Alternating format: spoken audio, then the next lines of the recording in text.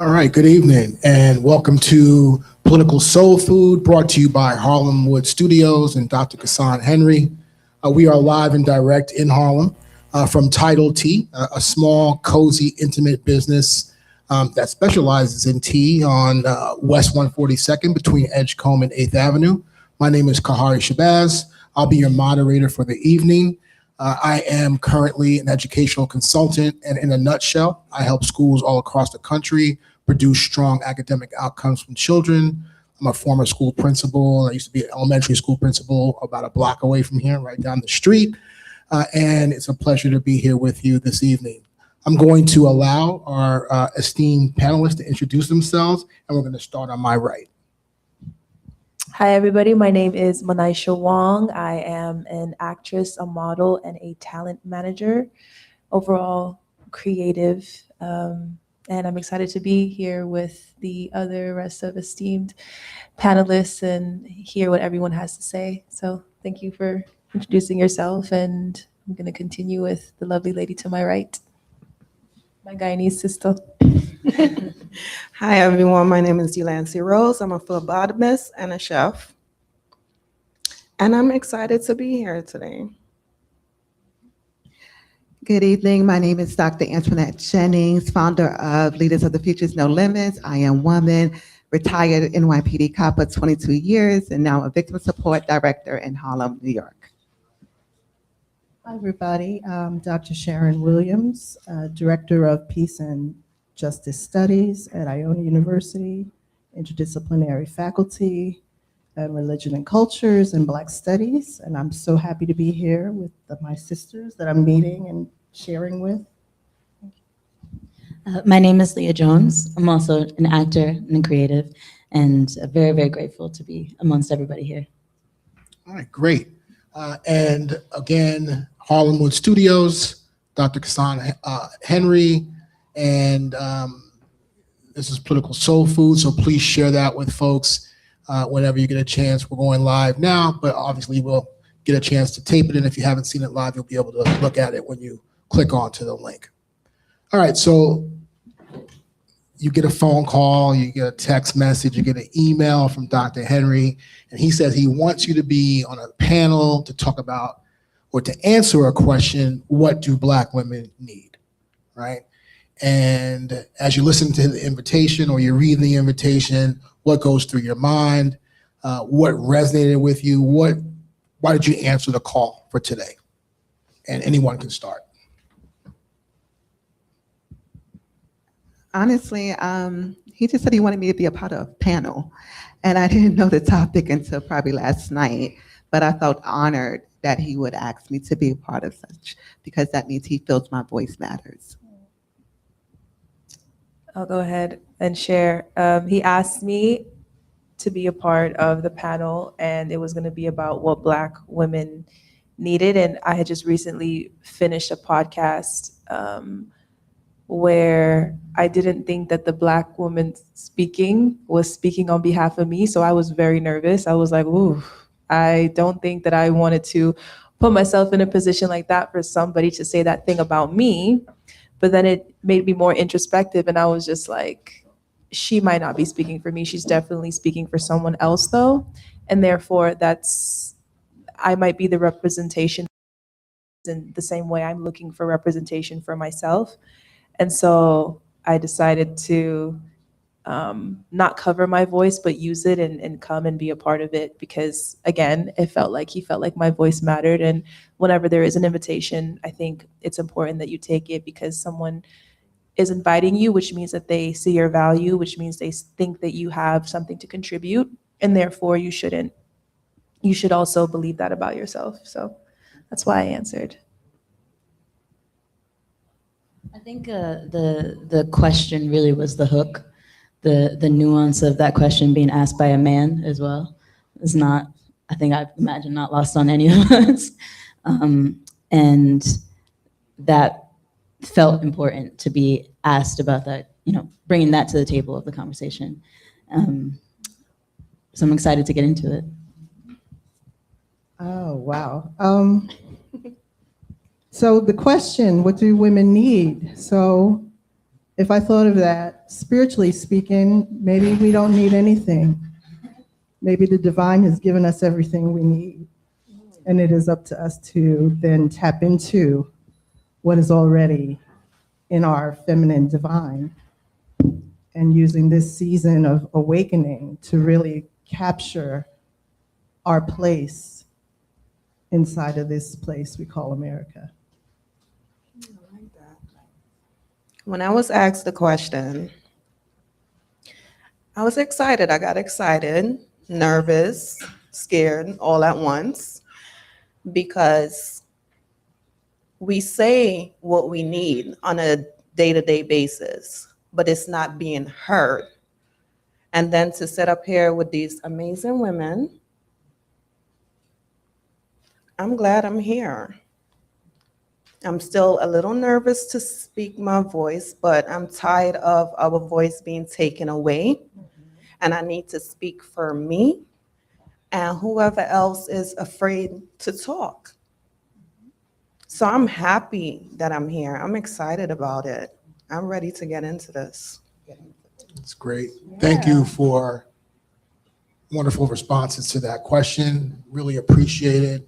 And let's jump into some questions that I think are going to start to get us deeper into the question, and that's why you're here. But let's start by talking about the strengths that Black women possess.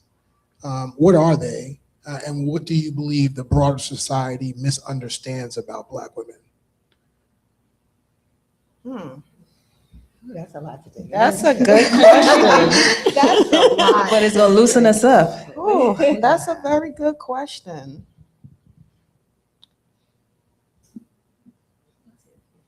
Let me process for a little bit. No, take as much think time Because as you need. that's like a three-part question, right? Yes. Yes. Because it's like a three-part Yes. question. I love that, because I am not a seasoned moderator, so I'm going to repeat it again. Audience, help me out on that. The question is, what is a strength or are strengths that Black women possess that you believe the broader society misunderstands or doesn't take seriously, or, to your point, sort of brings silence to?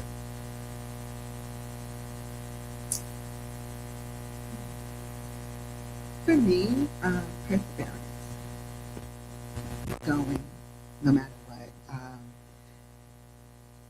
Just standing in it, even when it doesn't feel good. We keep going. We keep pursuing. When challenges are against us, we keep going. And then, we're misunderstood because we have so much on our backs that we get that angry Black woman thing that we hear a lot, not understanding what that woman might have went through that morning when she got up, and the struggles and everything she carries, especially if she's in a single household. So I say perseverance.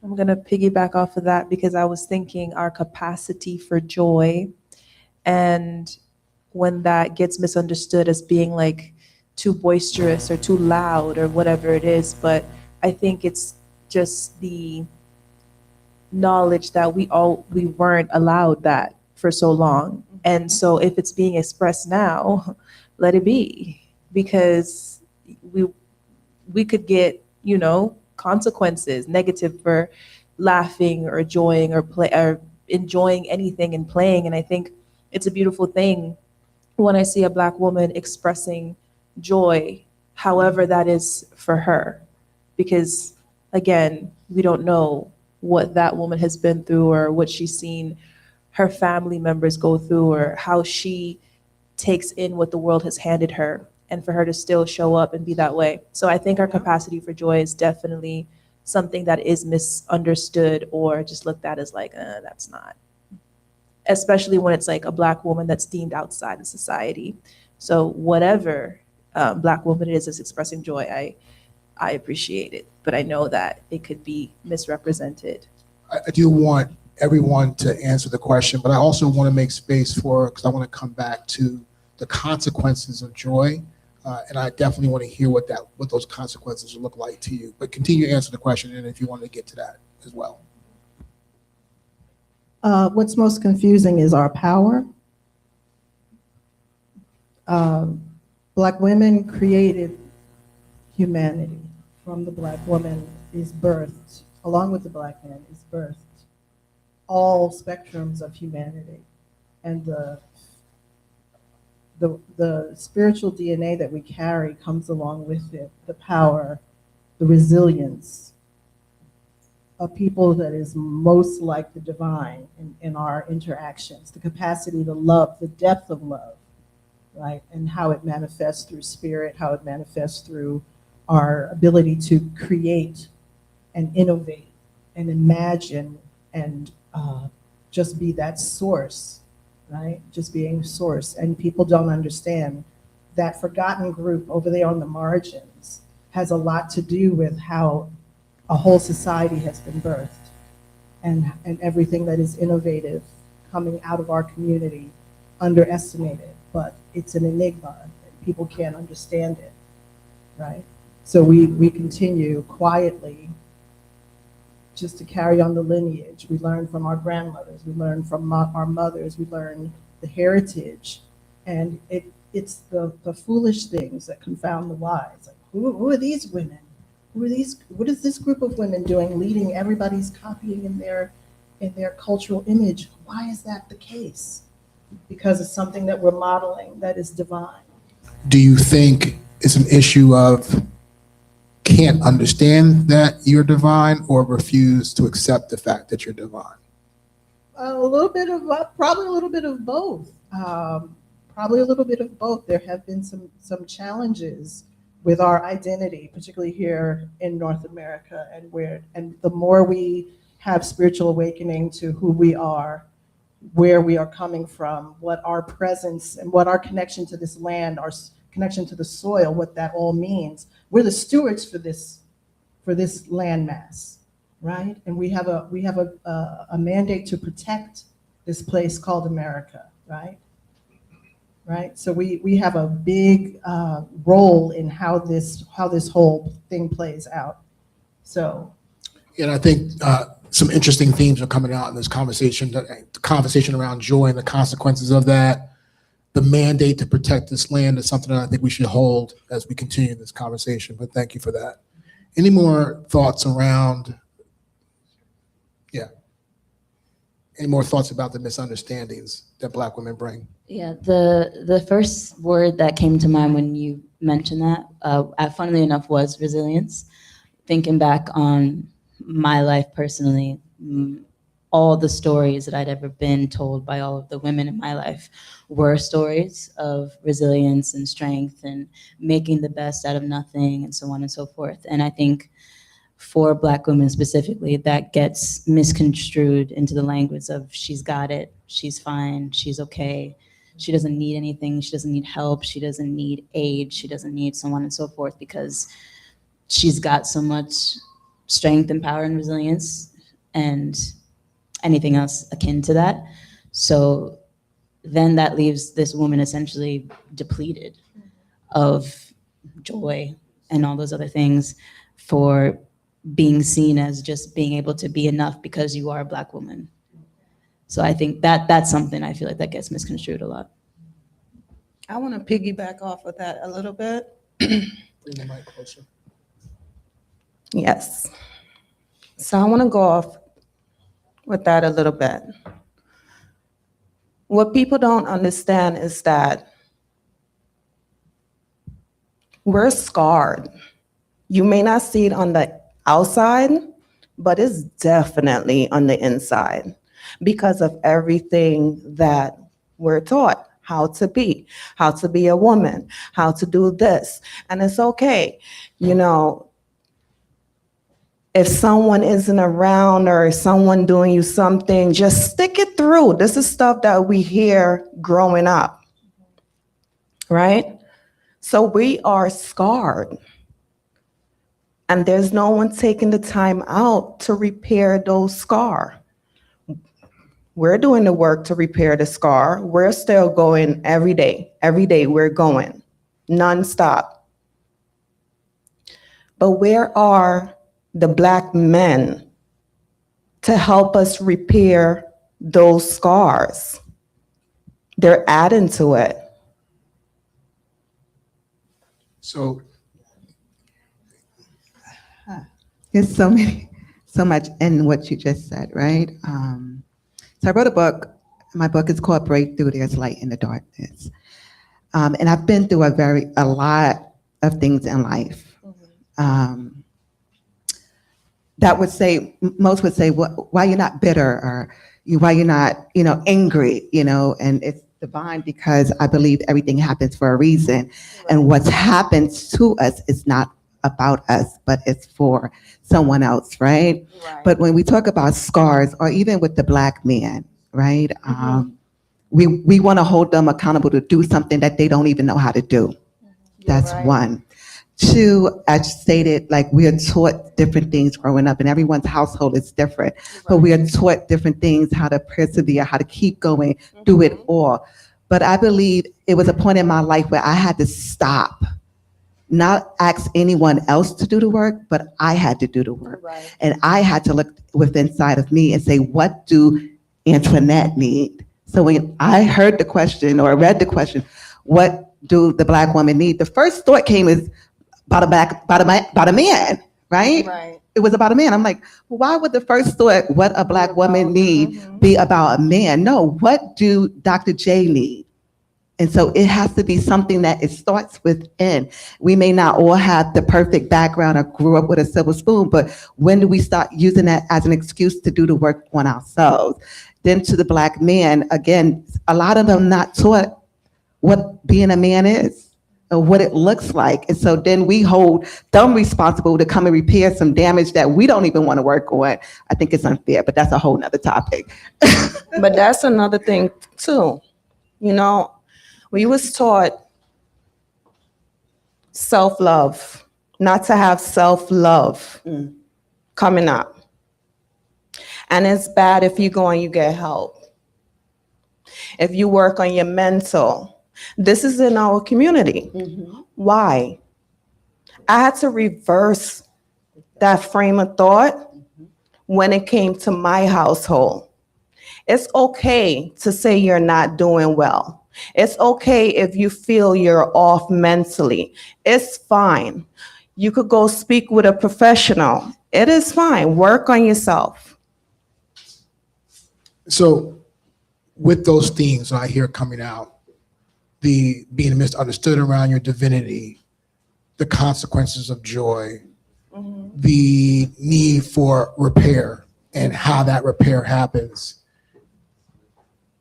What are Black women teaching the world right now? And connected to that, where are Black women thriving? What are Black women teaching the world right now? And where are they thriving? I think you hit on that really well, that beam of self-love that keeps coming back. I feel like the importance of the self and focusing on yourself, whether that be physically, mentally, etc., that being a priority that Black women are speaking about a lot more for something that they need themselves. And you see other people mimicking, being like, oh, a Black woman told me this, a Black woman told me that, I learned this from a Black woman. You see, like our paw prints on everybody in that way, and being like, oh, this, and this. So I see that in people as well.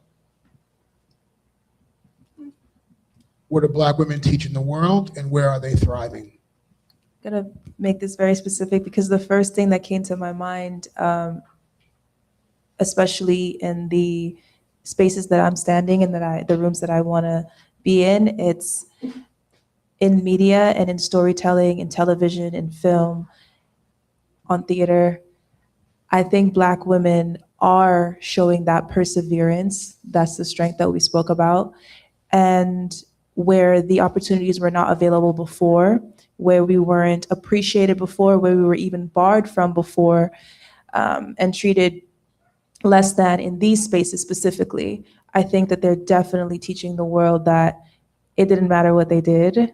We bust down the door and we are able to now tell our stories. And we have a lot of Black creatives that are thriving. And it's just been the same thing over and over, from like the Harlem Renaissance and even before, where we had to go underground to show our creativity and that we are imaginative and creative and we're able to think and bring forth these beautiful stories. I think that we're showing that we have a lot more in us, and we can also help other Black women when another Black woman thrives. So that's one thing. I know we're showing them a lot, but specifically, that's where I see that we're teaching and thriving and giving to the world artistically.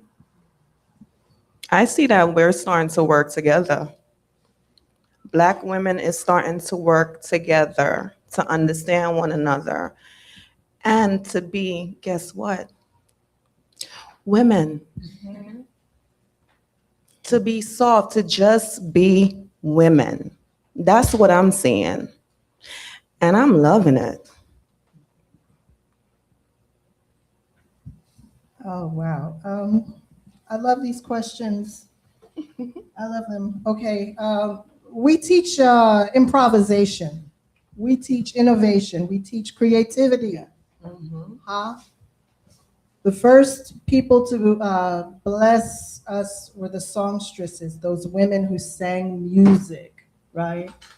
That fed your soul, right? I was listening to Stephanie Mills the other day, and it just kind of someone that you just heard in the household, right? But those women sang to this country, right? And those were the songs where people could say, oh, there is God.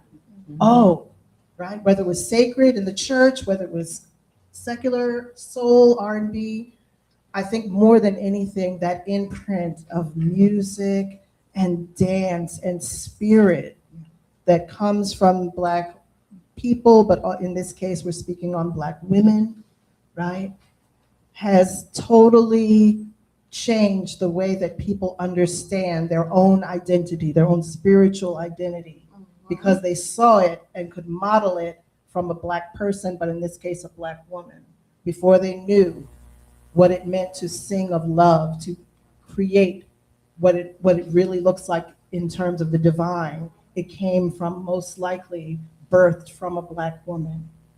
Also Black men, but in this case. And I keep saying that because I told Dr. Henry, I'll come to your panel, but I can't do anything where we don't embrace our brothers in the same conversation, because right now, check it out, as we go into this political season, they're going to try to divide us and put us against our brothers. That's the trap from the enemy. We got to reject that every time coming in the door, right? So even as a classroom teacher, they asked me to teach the women in the feminist classes, and I say I will, but that's going to be a class for everybody, and the men will be on the syllabus. They have a whole spiritual story that is connected, very deeply intertwined with us. So there's no us story as a Black group of Black women without a Black family, without the men. And any conversation that takes you away from that is not one from God or the divine. That's something that the enemy is trying to pit us against each other.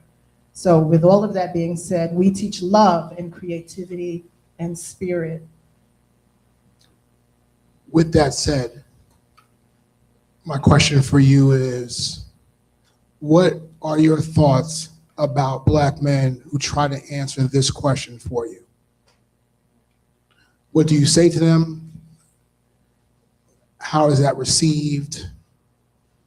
What does that do for you in terms of your spirit, in terms of your intellect, in terms of what you know around the spirituality that you're talking about? Yeah, so to those who want to speak, maybe it's that natural protector that says, we want to protect our women, we want to speak on the behalf. That's great. But I think it's more of a gentle, thank you, we got this, more so than we're putting up a fight. We don't need to fight our brothers. That's not what it's about. This enemy has us already twisted up in the game. And if we don't respond with this idea that it's like that, I am because we are, right? African principle, that says that we have to do this all, this has to be a journey together, or we're not going anywhere. Okay. My father grew up on the south side of Chicago, and the stories and the things and the way he framed and he taught, the way I vision how he learned manhood based on just my, because I can only from the outside try to understand what he's doing, leaving south side of Chicago, coming to New York to raise his family, trying to be a man, trying to learn where his place is in it. I can only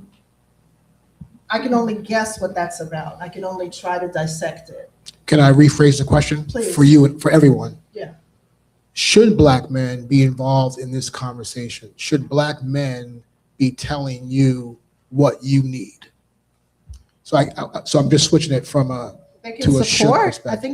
I think they can support our efforts in this kind of conversation. But I think the sisters are capable, are more than capable of speaking for ourselves.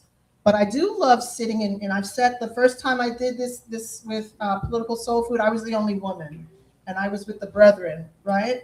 So it's good for us to talk in community as well. But yeah, the women, I think more than anything, we have from all age groups, all genres of the society, we have everybody here. We can speak for ourselves, and quite well.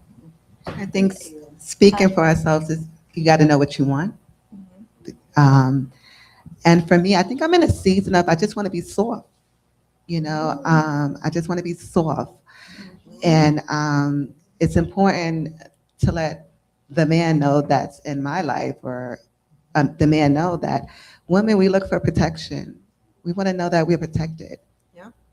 It's not about money. It's about safety, Amen. stability, Yeah. because as you can see, we're all professionals and we could carry, it's not about money. It's about protection. We want to know that you got us just the way that we have you. Amen. So Yeah. for me, I just want to be in my soft girl season. I like what you asked before, like how do you feel? Can I answer that? I like to, when you're asking a Black man this question about Black women, because you're like, a lot of men would be like, I know what women need, but since we're gonna keep it what we're talking about, I like to hear the attitude with which they answer that question, because I feel like it can tell you a lot. Like, oh, I know. How can you know what every Black woman need?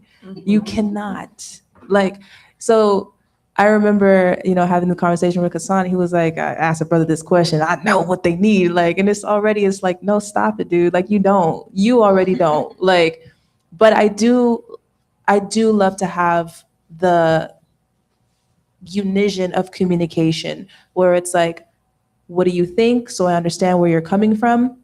Okay, I think women need this. And if it could be a really good answer, you'd be like, damn, I kind of want that, And then it's like, they give you these other answers and it's like, you swallow vinegar. You're like, oof, I don't know where you come from, but you need to do a lot more searching. And that just sounds like the manosphere. That sounds like misogyny. That sounds like patriarchy. That sounds like you just, you're not doing any soul work. So I like to hear the answers to that question. It informs me a lot.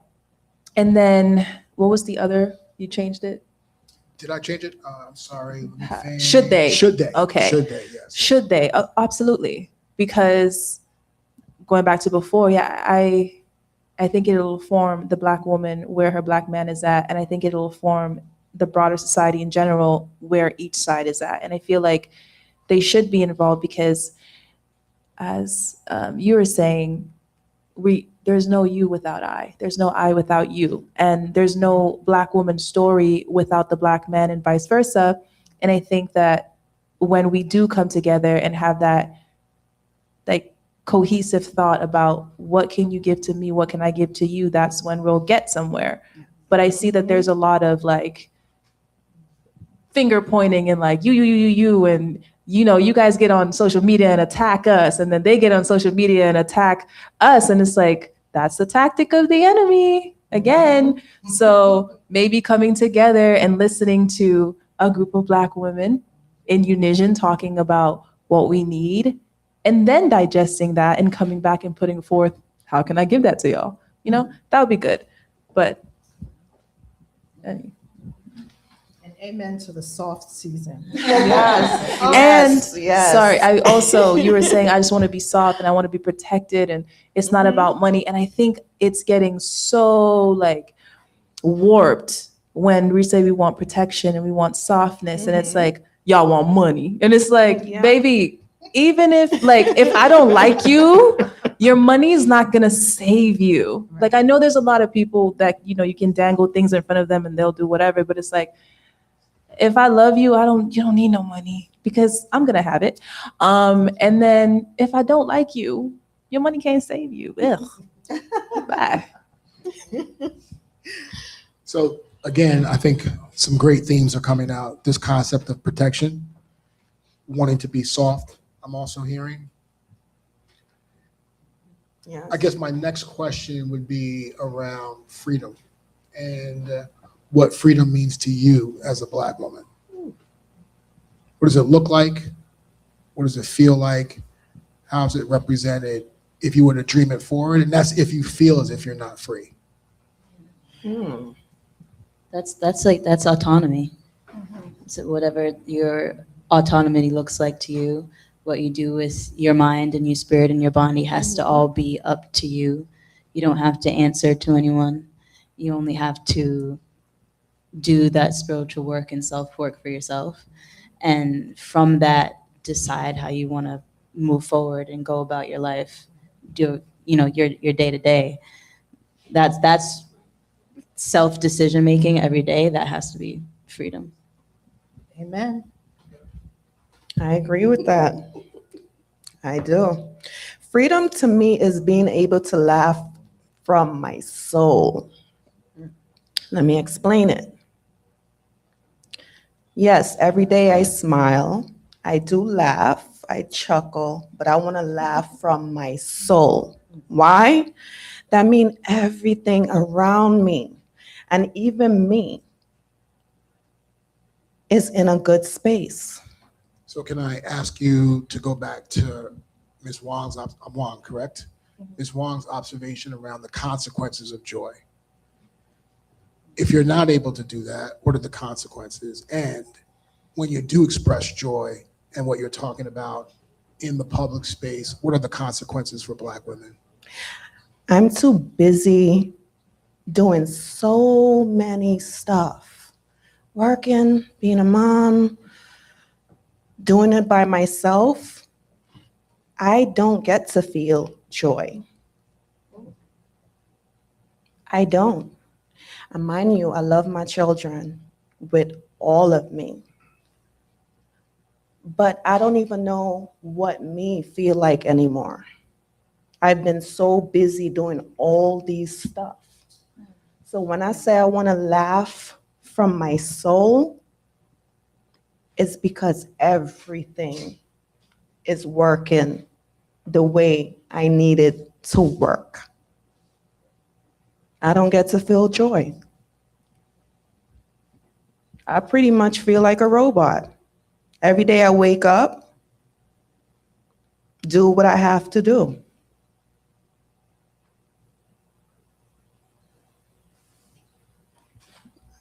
Let me give you a hug. Hugs all the way down. Whew. That was heavy. And I could relate, and I think a lot of us, everybody in this room could relate. We've been in that moment. And what I learned, I have two children I love, one 28 and one 16. And I was a young mother. All I knew was I wanted the best for them. I took a job working for NYPD. That wasn't the idea that I thought I wanted, but I had to provide safety and protection and security for my family, and I joined this job, right? So my first 15 to 20 years on the job, I wasn't free. Going to your question about free. Freedom to me is peace, okay? Nothing can take my peace once I learn what that looked like. we talk about scripture, divine. There's a scripture that says, for we know all things work together for them that love the Lord and is called according to his purpose.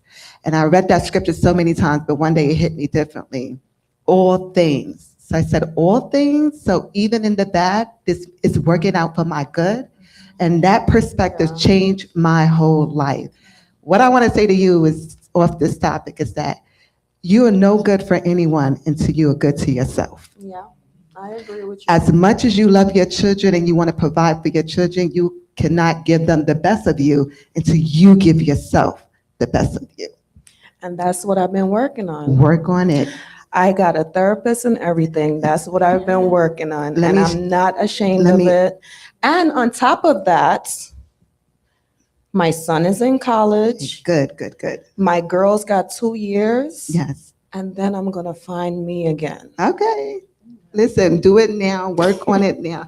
But, you know, therapy, we talked about therapy. And that was something, even when I was on the job, and I remember, I can't go to, I was crying from like May to July, and a lawyer friend of mine, attorney friend of mine said to me, why don't you go see someone? And I'm like, I'm not crazy, what you mean? And then on my job, that became like a thing, you know, NYPD, it's like my mental, that's like a whole nother thing, right? And he says, no, but why does it always have to be you crazy to go speak to someone? And I went, was not crazy, was not diagnosed. I just needed someone to talk to. Yep. And I realized then for the time that I spent in therapy, and I started therapy again too, because it is helpful. Because I don't, you know, it's you go into this space of someone you don't know, so you don't got to worry about Tiffany or Susan telling your business after you done poured out your whole heart. You're going into someone who don't know you, that you can really release what's really going on with you, and then you begin to heal like that. So I'm a big advocate for therapy. Men and women, children, do it. So that's the best thing you could have done for yourself, is go to therapy. Trust me when I tell you. But freedom to me is just peace. Not being able to wake up without anything pulling on me, and just knowing that even when it's turmoil, that I know it's going to work out for my good eventually. There's never a loss. There's always a lesson. There's never a loss. There's always a lesson. Find a lesson, learn from it, and move on. I agree. Amen. I'm ready to just say, no, amen, You're ready? Okay. Amen. Sis, listen to, first thing I said is the Black woman, we don't need anything. The divine has put it all here in us. And the moment you tap inward, because everything that's driving you to say, you know, joy is for down the line. No, joy is right now. Joy is in your sweet babies' faces. Don't let the bustle and hustle of everyday life get you off track. Because the first thing I want to say is liberation is the thing. More than anything, that is one of the things that I look at where we are, and we talk about joy. That's that is the right now, in the moment, spiritual work. Yes, therapy is there, and I am an advocate of it. But right now, we are living. We are living right now, and every day when you unfold your day, you look at it, there's many moments of joy, because it's not just this walking around in bliss, laughing all day. No, it's inside the struggle. There's joy in the movement of how you are even getting from point A to point B. There's joy in all of it. And this is what the ancestors taught us, right? Because think about your load versus great grandma's load. There's no comparison. The stuff that they dealt with, the things that they had to endure, right? My grandma did something like making cornbread from scratch every day. How's she making cornbread from scratch every day? Lord Jesus, who does that? Right. Making clothes. So they did things. Tap into their strength, the strength of the ancestors. Tap into it today. That's right. Tap into it today. I promise you, it will lift you. It will lift you. So this next question is for all of you, and if you need some think time, please take it. But can you talk to us about the parts of yourself that you've had to suppress to survive? I'll start. I used to be in those philosophies. Listen, wearing masks and conforming to. But I can say to you today in 2026, I am living in my most authentic space. I'm done with that conforming to, fitting to other people's tunes and walking on other people's rhythms. To my music and arts ladies up here, we have our own rhythm. We have our own way of understanding. That's our own spirit work. So what did the suppression look like to you before you made the switch to be more nonconformist? Mostly the pressure of the dominant society saying we are too much, we are too loud, we are too strong. We don't act as though the other women may act, and there could be something maybe that is a little bit too much, right? But I know one thing, all Black folks, men and women, are on a different frequency. We just enter the spaces differently. Yeah. And it has to do with our connection to the divine. Leah, what are you thinking?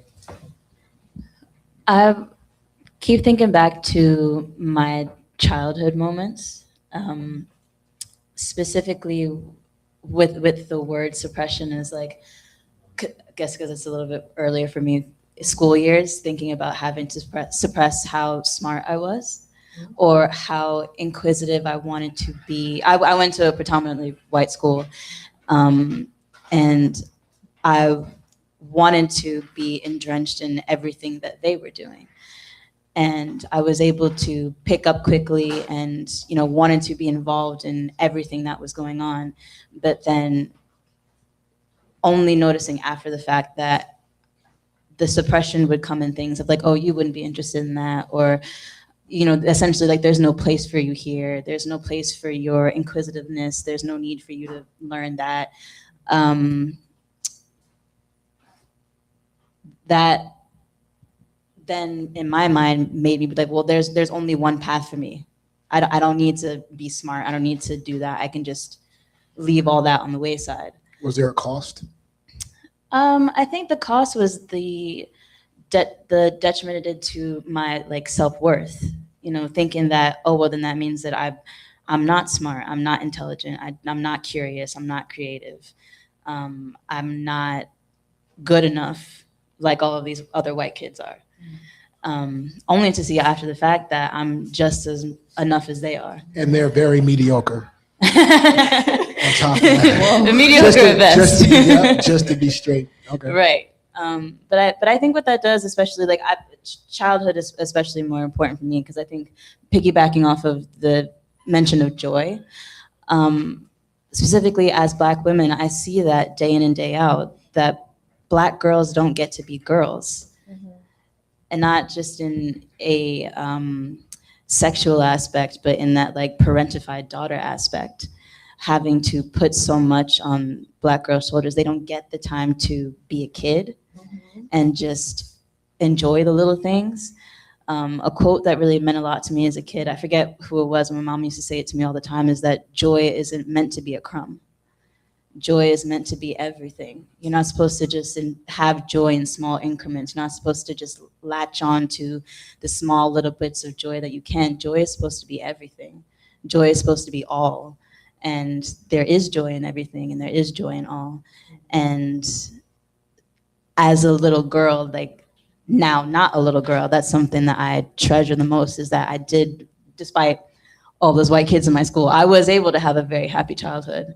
More specifically, I was able to be a kid without having to be an adult as a kid. And that's something I'll treasure for all my life. What was the question? The question was, what parts of you did you have to suppress to survive? And is there a cost? Yes, I just wanted to get back to my thoughts, so I had to trigger it because someone said, I'm living today in my authenticity, and I definitely think that comes with wisdom and experiences, because sometimes you're inhabiting spaces and things are happening to you and you don't have language to put to it because you're just a kid. You don't, at that point, you don't know the concept of racism or prejudice or anything like that. And I didn't know I was Black until I came to the United States of America. I'm Caribbean, I'm Guyanese specifically, and we come from like a mix, not saying that they don't have their problems, but I didn't hear that. I was just in the village, came to the USA, and as a kid, if you were just playing along just fine with the other kids, and then you come and you're like, why are they treating me differently? What's wrong here? You don't have language for those things. Or if someone's saying something about your hair, it's too big, it's too this, you're like, this is just my hair, until you grow up and you start having language for these types of situations. And parts of me that I had to suppress, which doing acting work and doing intrinsic work and minding yourself, it's like, now I understand that I definitely took longer to get to the spaces that I wanted to because I didn't feel comfortable or safe reaching for certain things because I didn't know, no one told me that I could, or I didn't feel like I could. So now freedom is in the crooked room and knowing that I can reach for the things that I want in spite of the crooked room, which that's a concept from Melissa Harris Perry's book, stepping into rooms and knowing that you're going to be perceived a certain way, but that really shouldn't be your problem. Your purpose is something else, and you should stick to it regardless of the spaces that you step into. Thank you. We're about to go into a break. Before we do, any feedback from me? Do you feel as if you're getting the experience that you that matches your professionalism, that matches your expectations? And if not, please make sure you give me some feedback during the break. Okay. Okay. Thank you. Thank you. Again, Harlemwood Studios, Political Soul Food. Dr. Cassandra Henry puts this on and gives us this free experience for no money. I said free, right? And he's definitely looking to make sure that he can also continue to do this work. And so donations are accepted. I believe you can see the information online. But if not, just know that Cash App and Venmo is available. So Mom, if you're watching, please Cash App Dr. Henry, because I like this job. It's not a job, but I like it. You know what I mean? And anybody else, all friends and family, your friends and family, please support. And then we will come back in a few minutes and continue our conversation. It's great.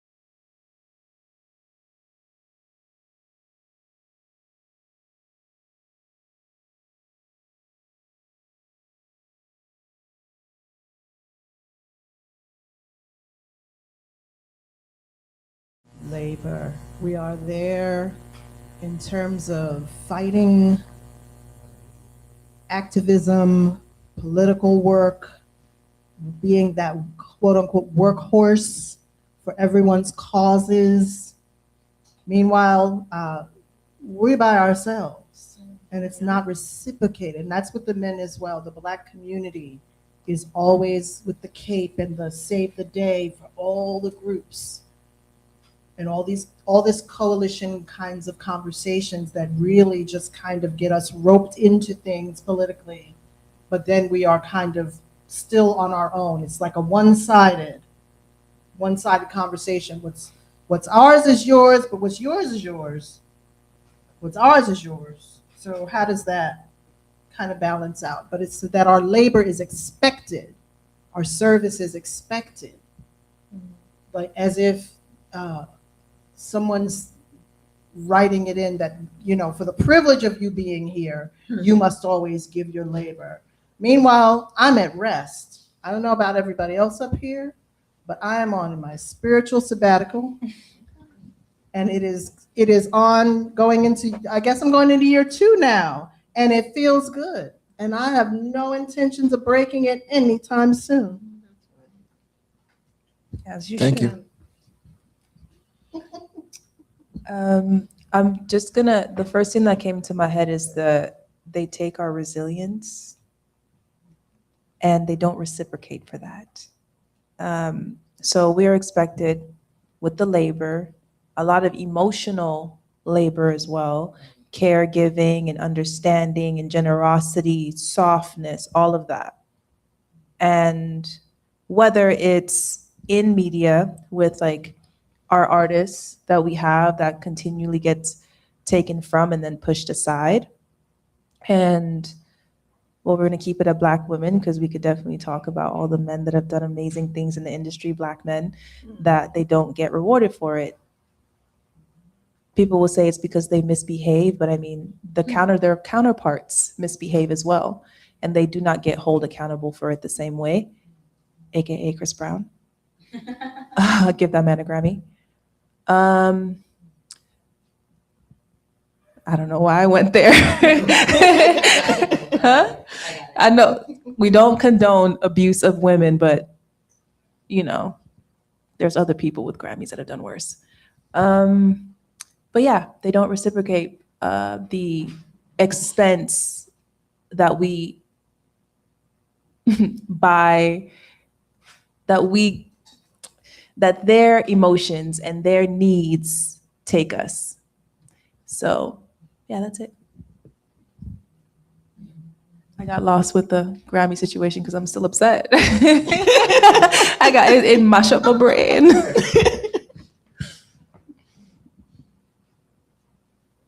Anyone else? I mean, yes, go ahead.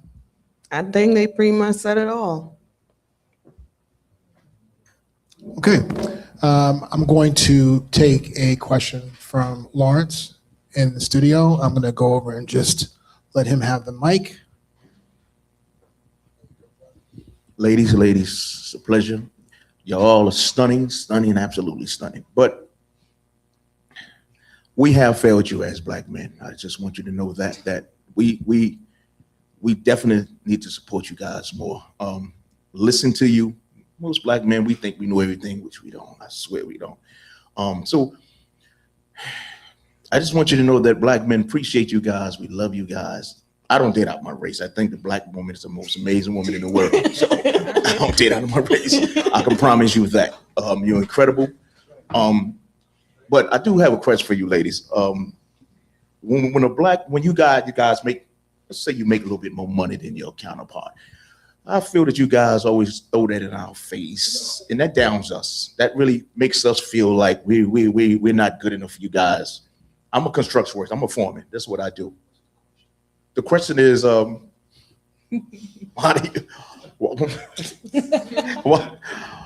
do you guys feel that we're not good enough when you make a little bit more money than we do? Can I answer that? First off, I would like to let you guys know that we love our Black men too. Amen. Okay? We just want to be heard. That is all. and we want to be soft women. That is it. So don't think we don't. Despite things that have happened to me, I still love me a black man. Okay? Secondly, it depends on who you're dealing with. Me personally, I would like my man to run the household whether he makes more than me or I make more than him, right? That is my mindset. My mindset is you're the man of the house. We're going to have discussions, figure out how we're going to get things done. We're going to build together. I don't care if you make less than me. We can always work on that, but I would not throw it in your face. I get my question to you would be why is that the assume like the why is that the question that it's assumed that because we are making more money than the man that is From experience, I natural mean, conclusion. I had it done to me one time, but I hear other friends of mine, they women, they do that down these guys, and I don't think that's right. I mean, y'all want us to support you, but you definitely should support us. Mhm. You are queens and we are kings, so I feel that we got to do this together, and if we can do it together, we can make the world go round. We can do it. I agree. Yes. So We Yeah. can definitely do it together. But the thing is that every household have a different table. What table are you bringing to that household? It doesn't even have to be financially. You see, as a black woman, I have to change my face and who I am according to who's around me. So whatever table you bring to me, that is what I'm going to put on that table. Because I'm looking at you just like you're looking at me. Do you understand what I'm saying? So you can't come to me with trash and expect me to treat you like a king. But most real men is not gonna come with trash. Most real men is not gonna come with trash. A real man gonna come to bring it to the table like you gonna do it, and maybe have more. So Where As is he you, as you though? can see, Lawrence came here with stuff on his mind. All right. So That is we're going to let you respond to this one, and then I'm going to go. Okay. All right. that is the problem. This is the reason why we're sitting here. We're having a hard time finding real men. We keep running into boys. That is just aging. Okay. Do you understand what I'm saying to you? So if you want a real woman, you need to be a real man. This goes with the table again. What table you bring is the outcome you're going to get. I think And Leah, you didn't get to finish No, your answer. that is exactly right. I think that the main point probably is beyond the money. Who are you as a man? What else are you bringing? What else are you providing? Who are you as a person? Are you a good man? Yep. Do you have whatever that woman in particular needs to make up for the fact that you may not be making as much as she does? Or you have nothing? Go ahead, Miss. So it goes back to the type of woman you're dating. Mm-hmm. That's what that goes back to. Because real women are not judging you by your pockets. They're Right. judging you on how you respect them, Yes. how you communicate, your integrity. As an African proverb would say, iwa pele, your character.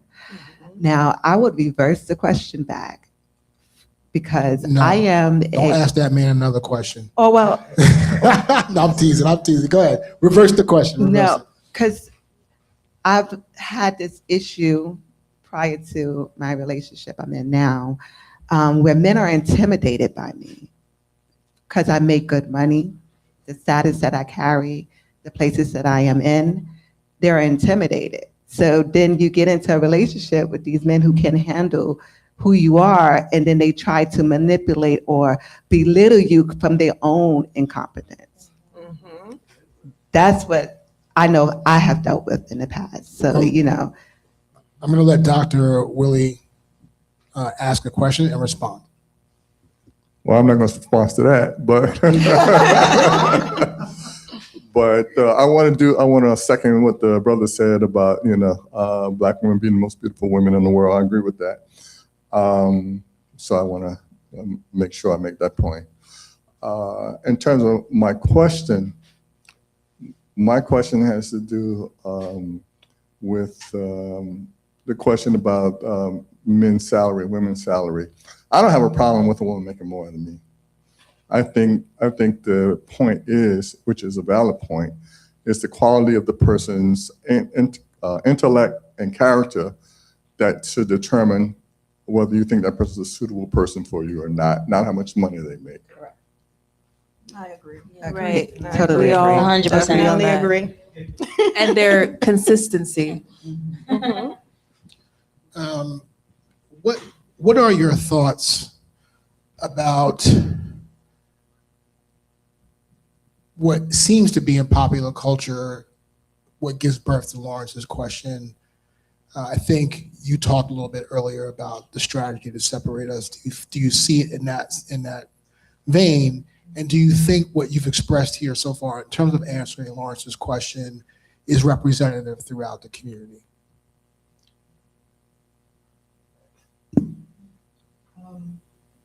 So I'm from Generation X. Sorry, I got to put it out there. Okay. I don't really roll with social media, but because I'm a classroom teacher, I have to tap in. There's a lot of trash that's coming through that's starting to put into the minds of our young people ideas that should never have been. So a young woman flexing because she makes more than her man. There's dignity in all work, right? And we already know some of the tricks and the things that the enemy has already done that says to Black men, we're going to put this noose on your neck. We're going to put this albatross across you so that you don't get to go here. You only get to go here. We already know about all the things. And also to use the Black man's woman against them. So if we are getting more opportunities, we have to ask why. It is a reason, because there's a whole conversation about the way we break up the Black family as a strategy for what? Trying to keep Black folks on the margins. It's all part of the conversation. A young Black woman who maybe doesn't know the history of what has gone on here might be getting a little bit, feeling herself for the first time, and then stepping out on social media, maybe saying things in society and teaching that as a negative. If you need to tear somebody down in order for yourself to feel good, you need some healing. And a lot of the young women or men, I've seen the negativity on both sides. Right? That means somebody needs some healing. Okay, I came from a place where my mother, she stayed home and my father worked for many years. Okay, now is the man gonna be envious if the woman is sitting home just raising her kids? Is he gonna be okay with that? You get where I'm coming from? So it has to be, if you take head of the household, you take that role, you have to be okay with it, because the Caucasian man is saying, it's okay for you to be a real housewife of Harlem. For you to be a real housewife of, well, they're saying that's okay, right? But because our men have to work hard, they don't always want us to be able to sit home like other communities women can do. So then we're in the workforce and we're doing well, and we're getting promoted very easily because we're not as threatening. We are brilliant, we are all these things, but we can't ignore the play. And the play is very clear. I'll stop there. That was great. Lawrence, what do you think about that? And I will, I know that I'm going to ask a follow-up question because I think I'm in your head. Lawrence doesn't represent the youth that you're talking about, right? It seems to be a generational issue. How did that happen from your perspective? as if you agree that that's what's happening. Pose the question again. Just want to make sure I answer it. Yep. The context is your colleague talked about being in Generation X, and young people are in this space. Lawrence is talking from his perspective now, and he seems to be in an age range that says that old, young, middle age, right? Regardless of where we are, this seems to be the context that Black men are experiencing. And as much as I think that this shouldn't be Black men having this conversation in terms of me centering it, we do want to know your thoughts because he did ask the question. And so how do you think we got here?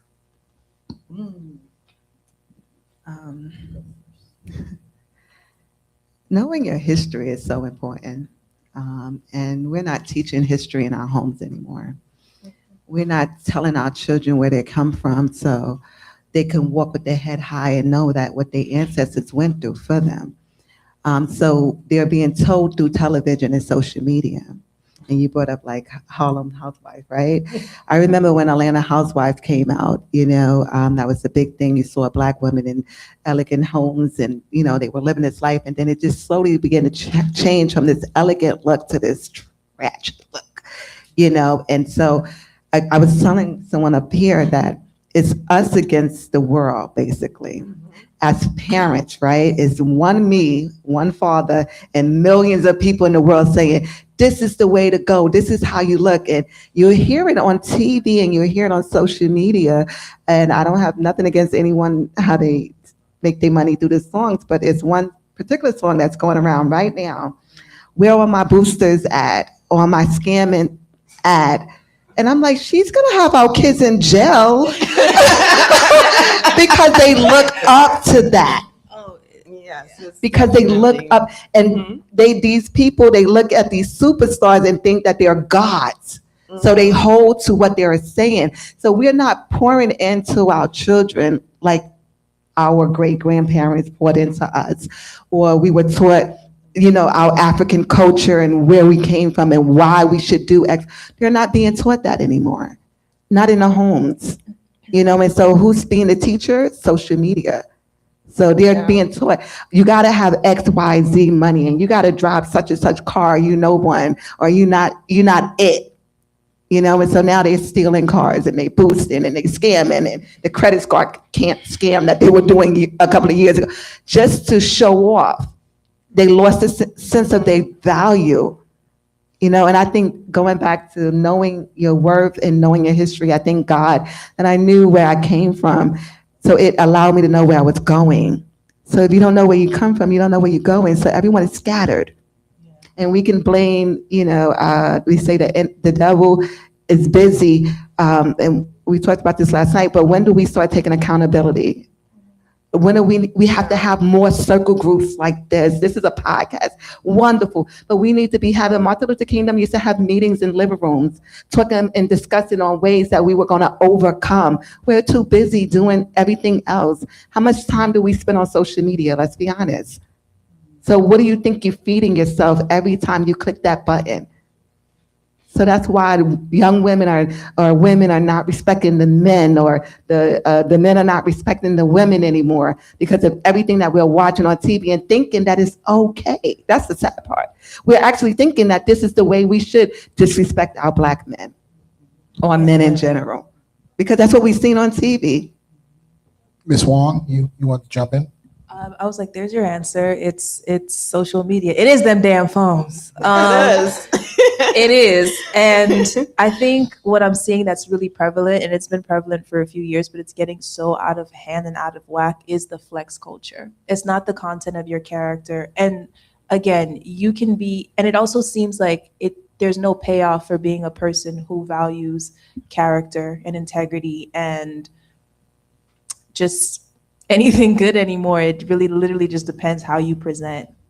Trust me. Like, I see it with like young kids and the young kids growing up, and I'm just like, what, y'all not singing Old MacDonald no more? Immediately it's like 6, 7. It's like, these things that you're not supposed to be knowing. Like, you're not being a kid anymore. And also, them kids is having kids, and they also don't have the things within them that maybe we were taught that we valued in the older generation. And so now we have this weird mismatch of values, and you can't find people that are really relating on something other than that flex culture or anything, really and truly. And it's kind of scary. Just to also to the brother's point, there's this new dialogue with young women that they don't feel they should have to build up, quote unquote, build up their men. So if you have a problem with your man's salary for whatever reason, they have this new kind of thing where, well, it's not my responsibility, right, to have to pour into. I kind of reject that. Yeah. Yeah, I definitely I reject agree. that. And I don't know where, again, I got to stay on social media, but I can't hardly stand it. I can barely get through it. But I don't know where that attitude comes from. Go ahead. I think it comes from being tired. I think because before, no, we was doing it. Remember, mommy did it, grandma did it, everybody did it. But I think the way that we're thinking about it now, it's actually really toxic. It's not healthy. We need to find another way to deal with that and to express ourselves. I do reject it in a way of like, it's because, I don't have time for that. Like, somebody probably wore you out and now you don't have time for it no more. yeah. Because I'm going to speak from experience and say that I don't think women should be dating so young and making relationships so integral and important to their life, so much so that you look back and you're like, well, what the hell was I doing? Where am I at? Yeah. Because as women, we tend to give and overgive. And that doesn't mean that now we have to dehumanize men that make less money or whatever it is. I think that's just a symptom of a larger problem, and that's not being poured into the way that a woman should. And then now you have the Cardi B's and the Sexy Reds, and it'd be fun sometimes, but it's like, if you don't got no and then they adopt this attitude and no one is counteracting those attitudes with anything good because that's all they see. So there's a healthier way to express the tiredness. Yeah, go ahead. I would say this too. Pride comes before the fall. Okay, so any woman, particularly a Black woman, who is in a job where they put in their whole confidence In that job. in that job and in that employer, in 2026 is a new age fool. Because when I tell you, them people coming back for them jobs, those people coming back for them positions, they might have elevated us. Was it supposed to last forever?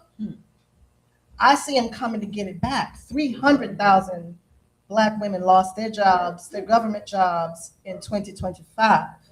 And then it doubled in 2026. So that white boy coming back for them jobs. Yeah. And we might only be able to live on the man's income. So what's gonna happen then?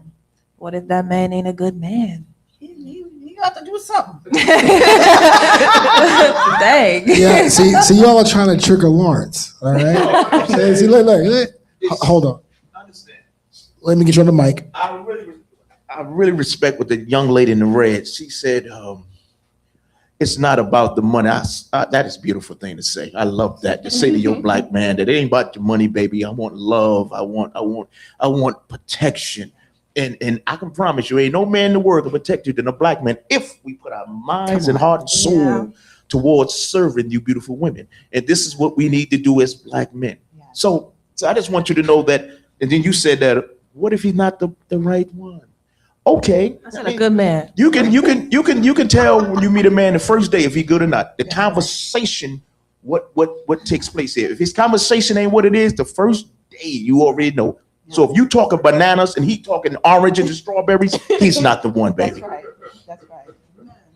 I just want to say we love you guys too. I love my Black men. Definitely do. I love my brothers, and I'm reading now, and that's what we got to get back into, reading, right? Having our kids read, and I'm reading Message to the Black Man, and I'm reading The New Jim Crow, and it's just breaking down what as women also, we gotta understand the pain that the Black man goes through.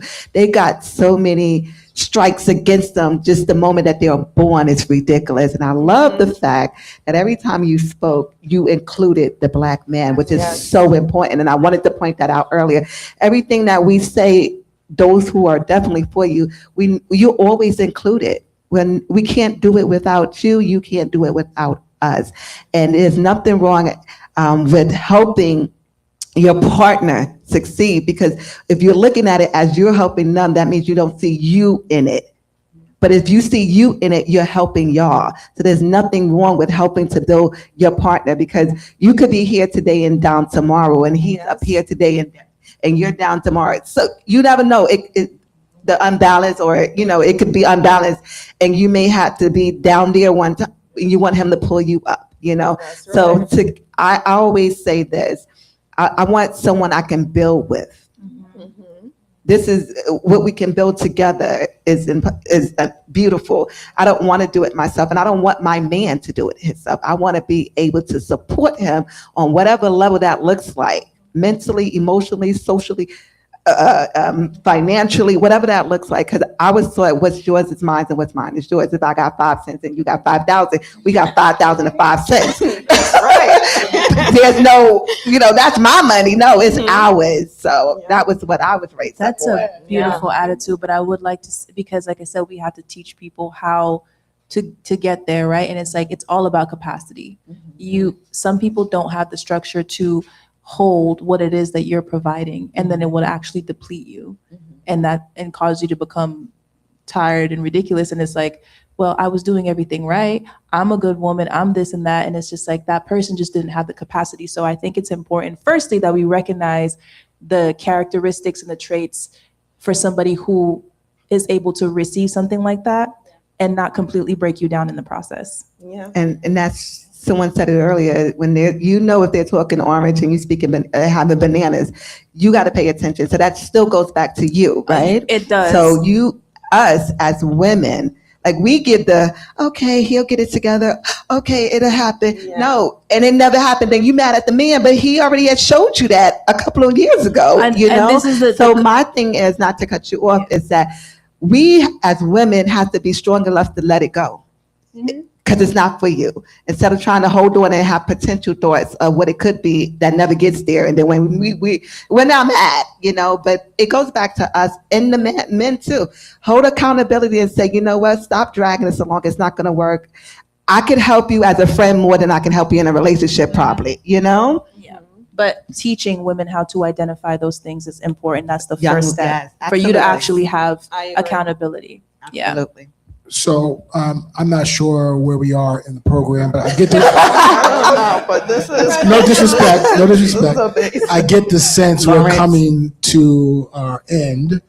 And so a couple of things I want to do. I want to go back to the question. I want us to take a few minutes to self-assess. Did we meet the goal, which is to discuss what Black women need? I think the answer is yes. I've heard it come out in many ways, but I wanted you to take a look at the artifact of the conversation in your mind and just answer that question the best way you can. Did we meet that objective? And what were some of the themes and some of the answers, as you know it, that came out tonight? I say yes, and I agree with that, because I think what's resonating the most with me, based off of what everybody said, is that the first thing that I said was the nuance and importance of a Black man asking the question of what do Black women need. The inquiry is so appreciated because it's coming from such a good place, and it shows that desire to want to learn and to listen and understand what it is that we need and where we're coming from and all of the dynamics that are taking place there. And it's happening in real time. It's happening now. And I find that so beautiful. It's such a beautiful thing. I want to say yes. Well, it's a yes. But before we go, I want to mention something to my Black women.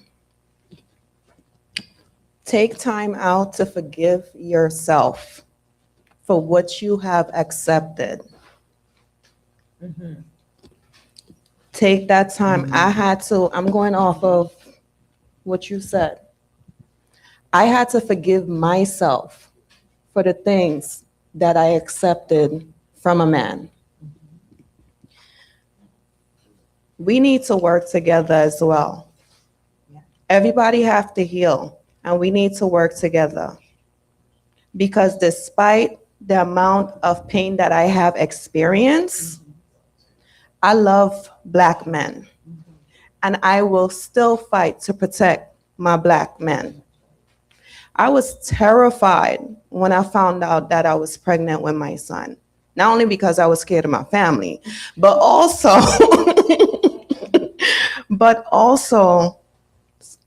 I was having a Black boy and seeing the things that's going on. They're taking our men away. They're dividing the homes. It terrified me a lot. And every day I fight and battle to make sure I raise my Black son to become a Black man. I'm terrified every single day. And he's amazing. Who ended up with my son? She's going to be very lucky because he's been taking in all the information. We've been doing research. I've been pounding their history into them. Yeah. By the way, I have twin girls as well. So I do the same with them. And I've been pounding our history into them. I've been reversing everything that I was taught when I was younger. And I did that on my own. I did that on my own. We need to work together. We do. We need to work together because, like I said, forgive yourself for the stuff that you allowed. Because when you walked away and you went back, you allowed the pain to happen. You broke your own heart. So forgive yourself, move forward, and let's work together because we love you. In that spirit of working together, I'd like the gentleman to stand up and present you with some flowers. This was an idea that one of Kassan's friends, who happens to be a woman, suggested, and we thought it was a great idea. And so each one of you will get a bunch of roses from the young men in the audience. Please stand up and go ahead and. Thank you. That's very sweet. I'm excited. It was Kassan's idea. That's fine. I'm sorry. I'll get to that. I know, I thought you were supposed No, it's one. Thank you. No, Not one each. she had so many of them. There you go. Who did Thank not you. get one? There's somebody up there who didn't get one. There we go. They all got it. Thank you very much, gentlemen. And again, this was Dr. Henry's idea, but one of his friends purchased the roses for you, and we really appreciate you coming and having this conversation. And I appreciate the level of depth of which you considered the questions and really left us with a lot of things to think about. Not just the folks here in the room, but people who will be listening in from now on. Any final thoughts? Thank you.